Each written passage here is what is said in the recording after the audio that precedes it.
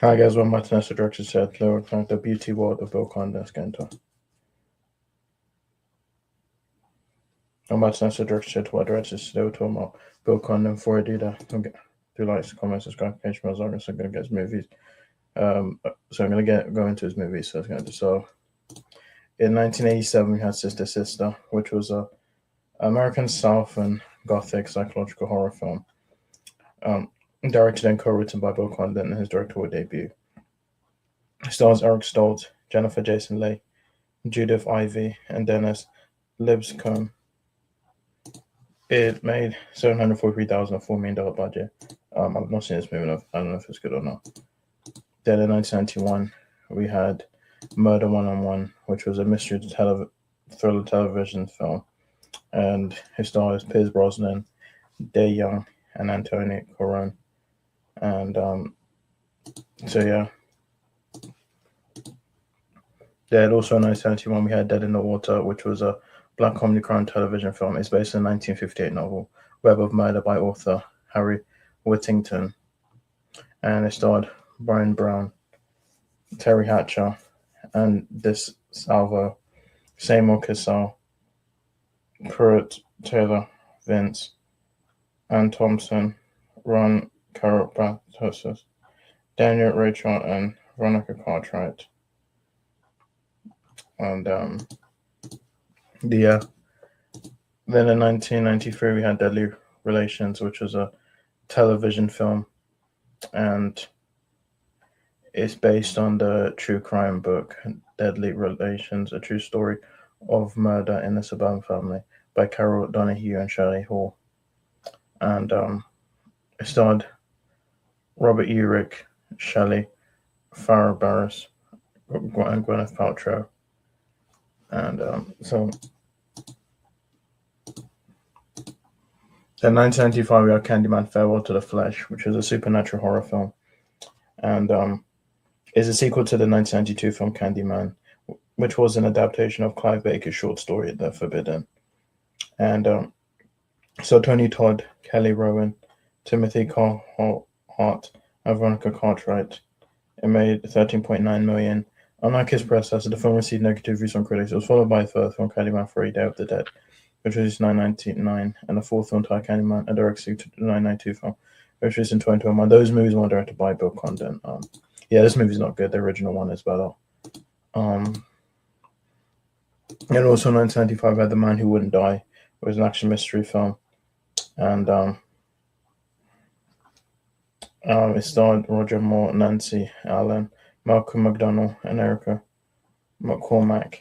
And internationally received either a theatrical or direct-to-video release. I think it was a TV film. And then 1998, we had Gods and Monsters, which is a period drama film, but based on Christopher Bram's 1995 novel Father of Frankenstein.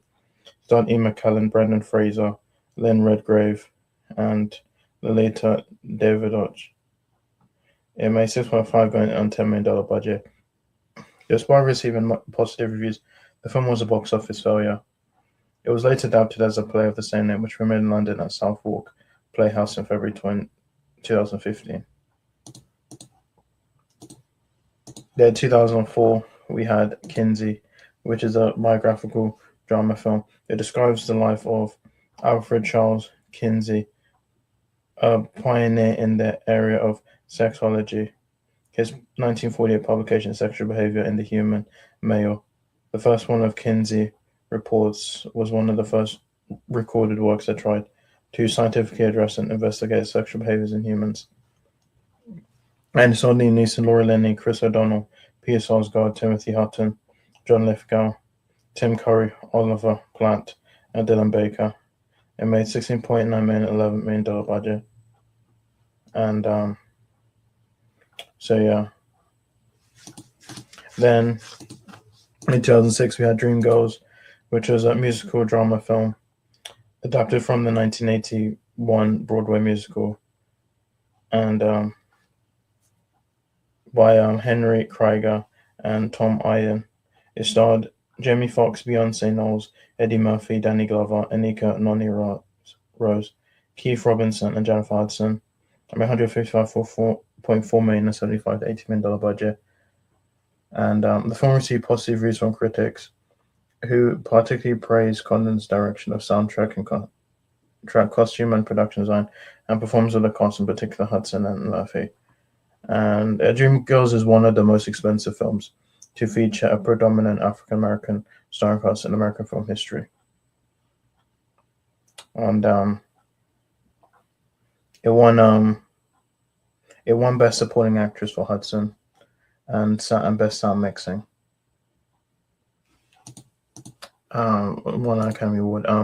Then in 2011 we had The Twilight Saga: Breaking Dawn Part 1, and it's based on the 2008 novel Breaking Dawn by Stephanie Meyer. It is a sequel to Twilight Saga: Eclipse and the fourth installment in the Twilight Saga film series. It stars Kristen Stewart, Robert Pattinson, Taylor Lautner, Billy Burke, Peter Fancher, Nellie, Elizabeth Reeser, Callan Lutz, Nikki Reed, Jackson Rathbone, and Ashley Green. It made $732,127 million budget. The film received mixed reviews from critics with criticism aimed at pacing, screenplay, and performances. And it became the fourth highest grossing film in 2011. Then in 2012 we had The Twilight Saga: Breaking Dawn Part 2, which is a vampire romantic fantasy film based on the 2008 novel. It is the fifth and final installment in the Twilight Saga film series, and it stars Kristen Stewart, Rob Pattinson, Taylor Lautner, Bill Burke, Peter Fan, Jenny, Elizabeth Reeser, Kellen Lutz, Nikki Reed, Jackson Rathbone, Ashley Green, Michael Sheen, and Dakota Fanning. It made $868,136 million budget. The film received mixed reviews from critics. It became the sixth highest grossing in 2012 and the highest grossing film of the series. Then 2013 we had The Fifth Estate, which is a biological thriller film, and is based on Inside WikiLeaks by Daniel Domscheit-Berg and WikiLeaks by David Lee and Luke Harding. And it stars Benedict Cumberbatch, Daniel Bruhl, Anthony Mackie, Dave Fewlis, Alicia Vikander, Stanley Tucci, and Laura Linney. It made $8.6 million, $28 million budget. The film performed poorly at the box office and garnered mixed reviews. Critical reaction, receiving criticism for screenplay and direction, although the acting was praised, particularly Cumberbatch's performance. In 2015, we had Mr. Holmes, which was a mystery film. It was based on Midge Cullen's 2005 novel, A Slight Trick of the Mind, featuring the character Sherlock Holmes. It starred Ian McKellen, Laura Linney, Hiroki Sanada, and Milo Parker. Made $20.4 million, $10 million budget. Then in 2017, we had Beauty and the Beast, which was a musical romantic fantasy film. It is a live-action remake of the 1991 Disney animated film, itself an adaptation of the fairy tale.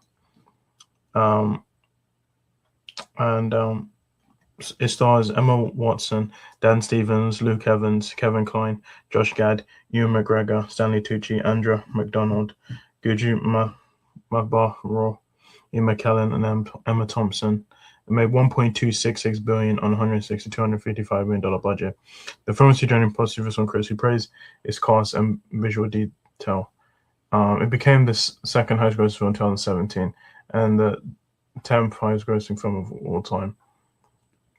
Among Disney's live-action adaptation remakes, it is the second highest grossing film to date.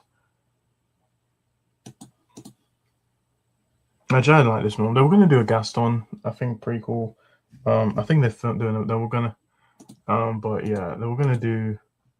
I don't know if they were gonna do a sequel. They were gonna do a series that never happened. Then in 2019 we had The Good Liar, which is a crime thriller film. It's based on 2015 novel The Good Liar by Nicholas Surley. It stars Helen Mirren, Ian McKellen, Russell Tovey, and Jim Carter. It made $33.9 million, $10 million budget. It received mixed reviews from critics. And then in 2025, we had The Kiss of the Spider Woman, which was a musical drama film based on the 1992 stage musical, itself based on Manu Poe's 1976 novel, which had been previously adapted in 1985.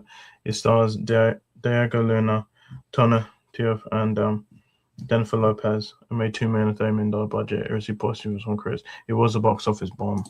And so yeah, guys, don't watch my videos. My next one. Bye.